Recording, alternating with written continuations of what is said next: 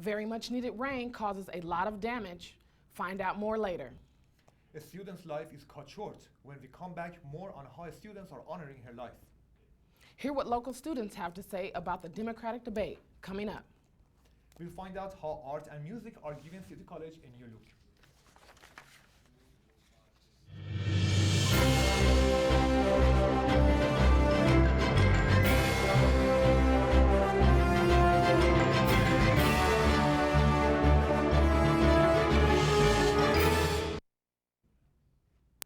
Hello, and welcome to Newscene. I'm Imani Robinson. And I'm Abdi Mohammadi. Thanks for joining us. Severe flooding and thunderstorms leave communities of north of Los Angeles a muddy mess. Parts of Interstate 5 remained shut down early this morning due to flood blockage. Caltrans spent much of the night pulling vehicles out of the mudslides in North LA County. No injuries have been reported due to the weather, but more than 100 drivers were trapped inside their cars. And what an amazing changes in the weather this week. How long will rain this stick around? Danny Wright is here to tell us. Danny, what's going on? Thanks, Abdi. I'll tell you later on about the rain. But as far as I'm concerned, the mudslides in North County has been very, very crucial to weather situations. As you see here, mudslides have just completely covered roads, washing cars off and leaving people stuck in 6 feet of mud. 6 feet of mud. I'm 5'8". 6 feet of mud would completely cover me up. I'm completely covered. So I'll get back to you and let you know what flash floods are coming up later on in weather. And thank you. Back to you at the desk. Thanks, Danny, for all the updates. This week, President Barack Obama unveiled his plan to keep 9,000 U.S. troops in Afghanistan throughout 2016. The president stated that Afghanistan is fully responsible for its own security and intends to drop the number of the USA troops to 5,000 by early 2017, backing a pledge he made earlier this year. But maintaining our current posture through most of next year, rather than a more rapid drawdown, will allow us to sustain our efforts to train and assist Afghan forces as they grow stronger. Also noted that USA is working with allies and partners of the 42 Nations Coalition and NATO to help Afghanistan strengthen its security forces. The first Democratic national debate took place this week in Las Vegas. Hillary Clinton and Bernie Sanders captured center stage as voters got a chance to hear what they had to say on many issues. The Vermont senator stole the show when he brought up the subject of Clinton's email scandal. Voters are waiting now to see if Joe Biden will jump into the race. He's expected to make a decision in the next few weeks. The next debate is now scheduled for December 2015.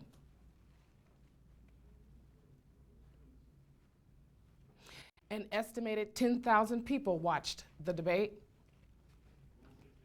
I don't really watch anything on politics because I mean, one thing's that I don't really care. I mean, it's the same thing over again, you know, nothing changes really. They vote for a new guy, nothing different.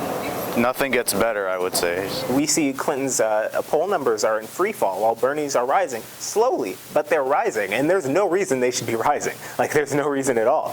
So going into this debate, I knew that this was Bernie Sanders' chance to get his name out there, to explain his points, to get his face out there in a major way. It's always been the same thing. They say they were going to keep promises or do a lot of changes, and the changes have not been happening whatsoever. Democrats are going to win the presidency. Like, no doubt about it, no contest. And you could tell that just in the tone of the debate, the questions asked. Sheriff's Department is arresting illegal immigrants, criminals for drug smuggling and identity theft. The U.S. District Attorney fails to prosecute them, and after being released, Yuma makes the arrest and help them in the county jail. Since last October, they have made more than 150 arrests, according to Sheriff Leo Wilmot, that will cost taxpayers $980,000 this year. You know to stop, drop, and roll when there is a fire. But what happens when there is an earthquake? Stephanie Roach has the story. Stephanie. Over 42 million participants registered worldwide for this year's Great Shakeout Earthquake Drill. The event included over 10 million residents who live in earthquake-prone California. Students at San Diego High School downtown were warned by bells to drop, cover, and hold on before being evacuated to their nearest safe zone. Across the street, here at City College, campus police teamed up with the Campus Emergency Response Team, also known as CSERT, to pass out flyers and remind students what they need to do to stay safe during an emergency. Once the shaking stops, safety officials warn against using elevators. Instead, they encourage people to use stairs to exit buildings and move to a safer location. The last major earthquake here in California was a 1994 disaster in Northridge that killed a total of 60 people and injuring thousands. Experts are not certain when the next big one will hit, but they estimate it will cause far more damage than the last. For now, all we can do is be prepared and know what to expect when it happens. Earthquakes are definitely not something to brush off, especially here in California, and I'm sure you all remember the Easter earthquake a couple years ago. So Imani, Abtin, back to you at the desk. Thank you very much, Stephanie, for all the information.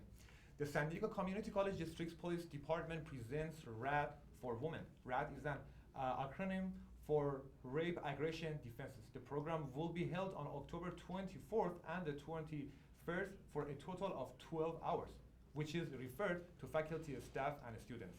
RAD will bring realistic tactics and techniques which will be taught by certified RAD instructions. To register, contact Angie Kasnick at akan@stcc.edu. It's been 5 years since the tragic death of Diana Gonzalez, who was killed on City College campus by her husband. Yesterday, her life was remembered. Avni Villalobos has more on this story. We're out here tonight at City College where students, friends, family, and faculty gathered to mourn the death of Diana Gonzalez. Dozens of people filled the Gordon Quad, each of them holding small candles in hopes of inspiring peace. They took a moment of silence to remember a young girl whose life was cut short.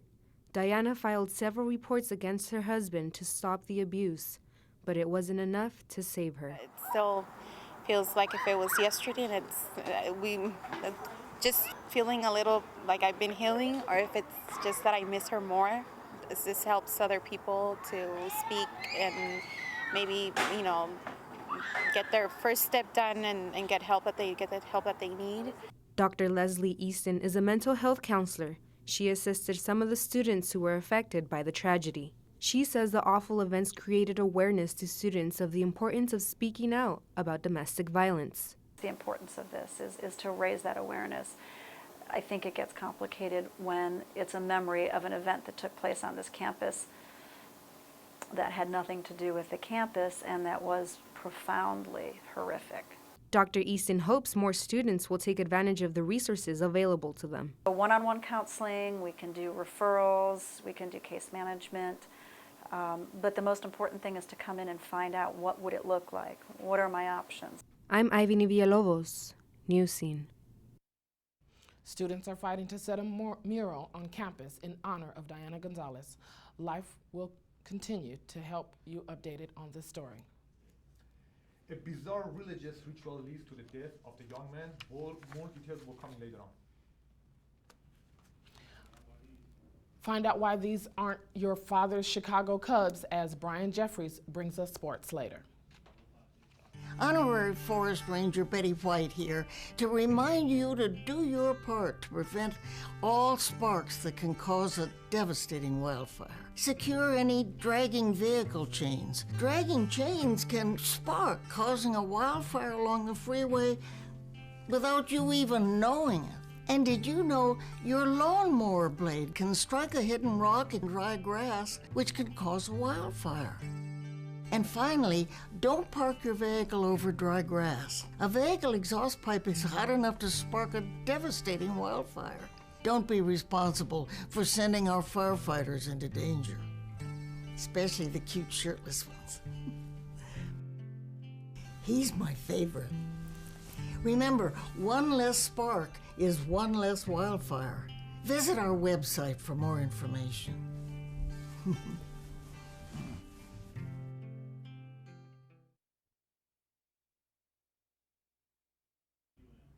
A 19-year-old boy is dead after he was beat to death in a church in New Hartford, New York. Police say Lucas and Christopher Leonard were told they needed to confess their sins and seek forgiveness. Lucas died of his injuries Monday, and Christopher is still recovering. The boy's parents were charged with the first-degree manslaughter and 4 others, all charged with assault.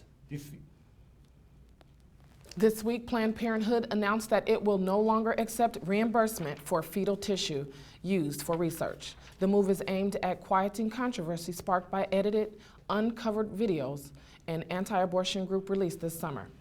The video showed Planned Parenthood officials discussing fetal tissue sales. Conservatives say Planned Parenthood sold the tissue for profit, which is illegal. The group argued that payments were reimbursements for procedural costs, which are not. 3 environmental groups are suing the federal government for allowing Nestle to bottle millions of the gallons of water on a permit that expired 27 years ago. The lawsuit filed in court Tuesday challenges Nestle's 4-mile pipeline that pumps water from the San Bernardino National Forest to bottling facilities in Ontario, California. The Center for Biological Diversity and 2 other groups want the court to immediately shut down the pipeline. A deathly entertaining musical is coming, Harvard's prestigious debate title was taken away by some rather unlikely opponents. Earlier this month, a team of inmates from Eastern New York Correctional Facility beat Harvard College undergrads. The Bard College program in a maximum security prison has existed since 2001. The inmate team had victories over the Military Academy in West Point, New York in 2014, and a national ranked team from the University of Vermont. Harvard students say they were caught off guard. A deadly entertaining musical is coming to City College. Richard Hoffner has the story on that.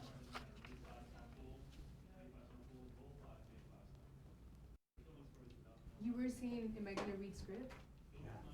The dead rise to dance this Halloween on campus. That's right, Zombie Prom is coming to Seville Theater just in time for Halloween. Under the umbrella of theater, you have every possible course on a campus. We have dance, we have drama, we have music. The musical is a massive undertaking. Students in the stagecraft class will operate the theater, while students from acting classes perform their hearts out on a set designed and built by all the art direction classes. We see the performers actually rehearsing. I see the handful of students here in the painting class, but as I walk around, I see the set design class also working on it at different times. You got people coming in and out. There's a lot of people, a lot more than people would think. You know, there's a lot of behind the scenes stuff. My job for this production is I'm going to be calling cues throughout the show.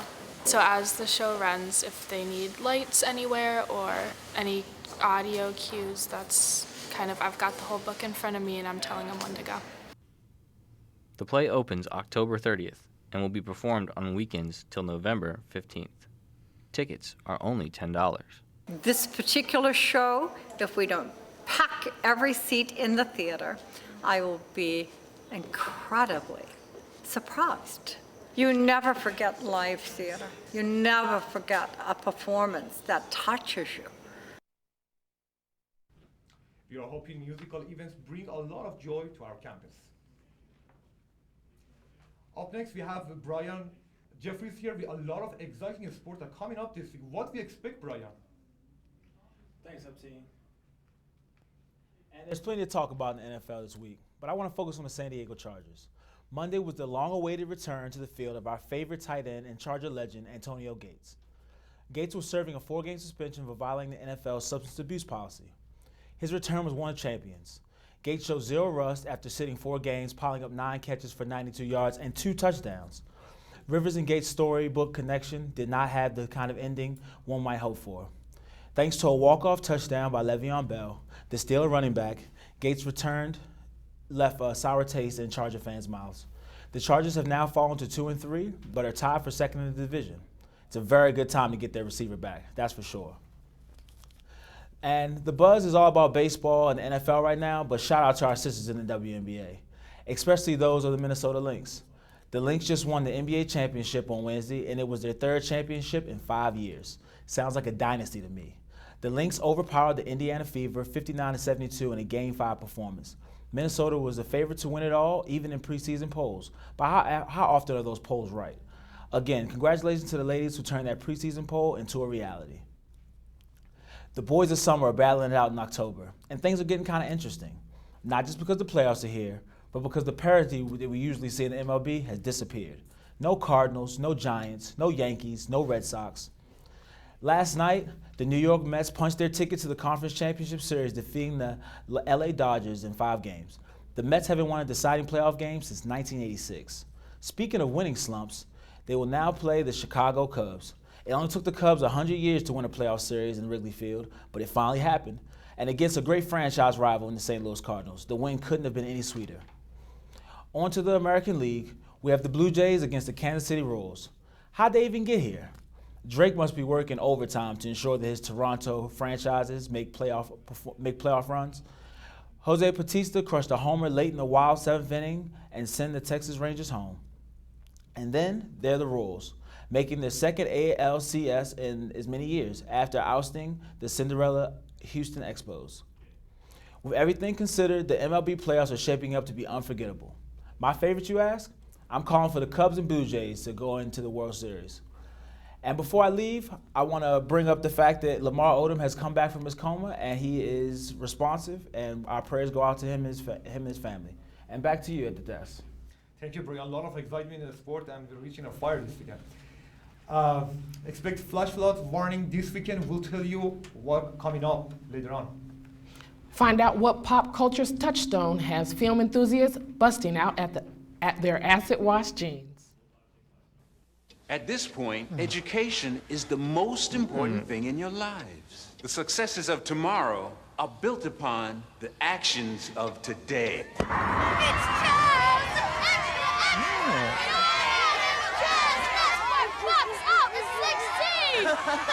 So anyway, I looked the principal right in the eye and said, all right, quit.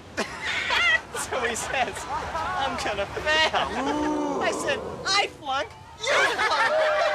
And then I give him one of these. Just one question, Mr. Lessworth, one question. Lessworth, just one question, Mr. Lessworth. Just one question. Chaz, what are your plans for the future?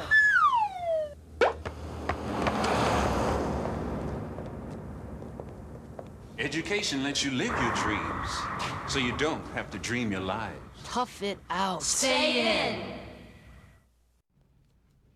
A touch of Hollywood glitz may soon be returning to San Diego. There has been a lot of work behind the scene to bring the once dead San Diego Film Commission back to life. Vince Fangala has more to the story on that. When people think about movies made in California, they think of Hollywood, but most likely not our beloved San Diego. With movies like Anchorman or TV series like Veronica Mars being the last high-profile productions in San Diego, it seems like ages since we've seen our city on the big and small screen. Even San Diego itself had doubts when the long-suffering Film Commission office closed its doors in 2013. Some have thought it the end of TV and film in San Diego. One thing is for sure, it's made it harder on local filmmakers without the use of the Film Commission's resources. For me as an individual, now as I grow more and more into making fiction films and larger documentary-style TV shows, there's the need for the Film Commission, or at least the need for those services that the Film Commission used to provide becomes more and more evident. But now Mayor Faulkner says the Film Commission is back, and that the rebooted office is going to be a one-stop shop for anybody wanting to make TV or film in San Diego. And while that might make it easier to obtain permits, the local community sees a greater need in the Film Commission.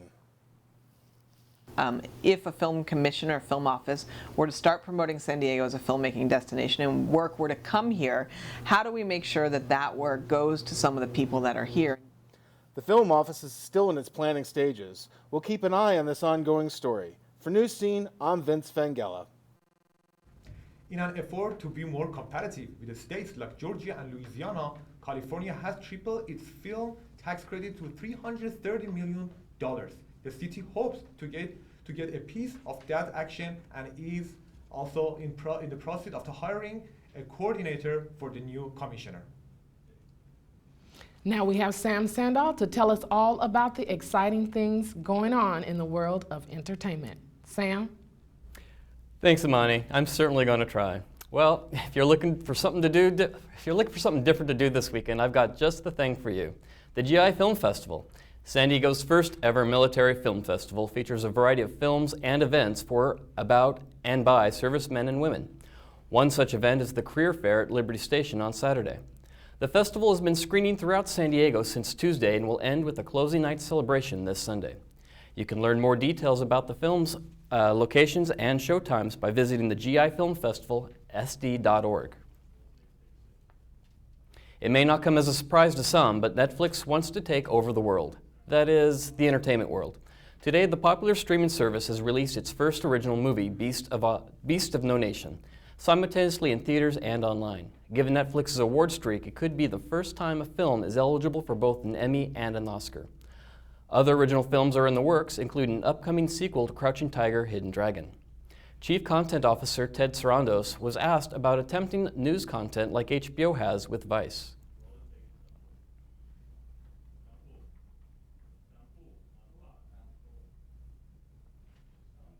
We definitely are being more adventurous in terms of the genres that we're going into. We're getting ready to launch, Chelsea Handler's talk show early next year. That's our first move into talk. Entertainment world isn't enough. If the entertainment world isn't enough, Netflix will also expand its domination across country borders as well. Available in 50 countries, the service recently launched in Japan and will debut in Italy, Portugal, and Spain next week. There'll be no more smizing, tooching, or booching on the CW.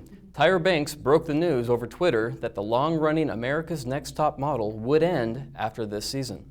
Banks has hosted and executive produced ANTM since its premiere in May 2003.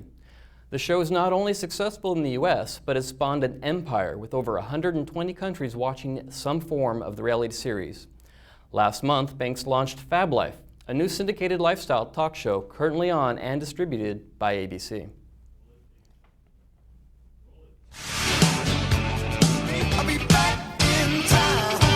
You know what Wednesday is? October 21st, 2015. Great Scott, that's right. The future is finally here. It's a day movie fans have been waiting for since the release of Back to the Future Part 2 in 1989. Many are calling next Wednesday Back to the Future Day in celebration of when Marty McFly travels into the future. To join the celebration, Universal Pictures is releasing a 30th anniversary edition Blu-ray as well as a tongue-in-cheek movie trailer for Jaws 19. Pepsi also announced it would release a limited edition Pepsi Perfect in honor of the film.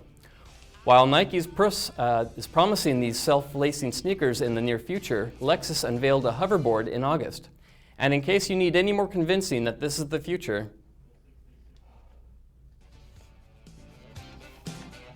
wait a minute. Cubs win World Series. Yeah, it's something, huh? And I wish I could go back to the beginning of the season. Put some money on the Cubbies. the Chicago Cubs are favored to win. That's it for entertainment this week. Amani, Abteen, back to you. Thank you, Sam. That was great. Brat dolls are often known as dressing up as rock stars and divas. See how? Inspiring young girls coming up. And see how amazing weather also changes this week with a lot of rain. Danny Wright will be here to tell us more on that.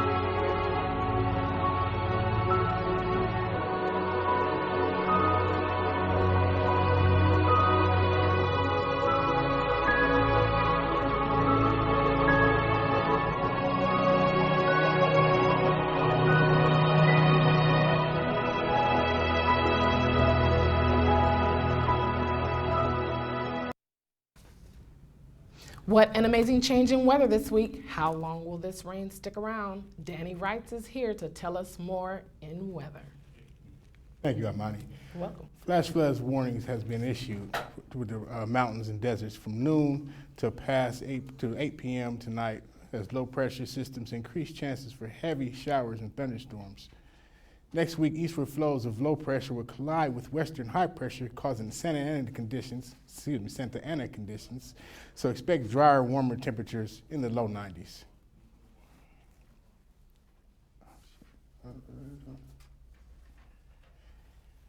In our national map here, we have a cold front coming down from Canada covering the Midwest here. So Minnesota will be facing 44-degree temperatures. Detroit about 53, Philadelphia 65, and Boston 61, New York 63-ish. Chicago here where the Cubs are, this is going to be about 53 degrees. In the Midwest here, we're going to have 55 in Rapid City. Down here in Wichita, Kansas, it'll be about 66. Oklahoma City is going to register at about 67 degrees. For our local forecast here over the coast, we're going to have mid to high 70s over the weekend with partly cloudy conditions covering the coastal areas as it thins out over the week, and it'll get up into the 80s when the Santa Ana conditions come in. Now for mountains and deserts, we're going to have 70s to mid-low 60s, and for the desert, mid to low 90s to 80s all week. So it should be hot, should be all right, and everything should be good. That's the weather. Back to you at the desk. Thank you very much. Thanks, Danny. The fashionable brat dolls are adding more to their closet. And no, it's not another super short skirt or a crop top. The dolls are actually wearing a long skirt, a shawl, and that's because artist Wendy is behind the transformation. She started the Mighty Doll Project 2 months ago, in which she gave the dolls a total makeover by transforming this into inspiring like Malala and Frida, just to name a few.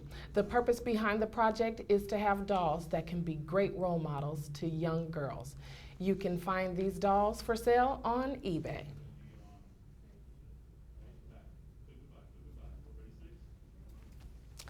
That's all we have for this week on Newscene. Thank you so much for joining us. I'm Imani Robinson. And I'm Abdi Mohammadi. Remember to stay dry, safe, and have fun.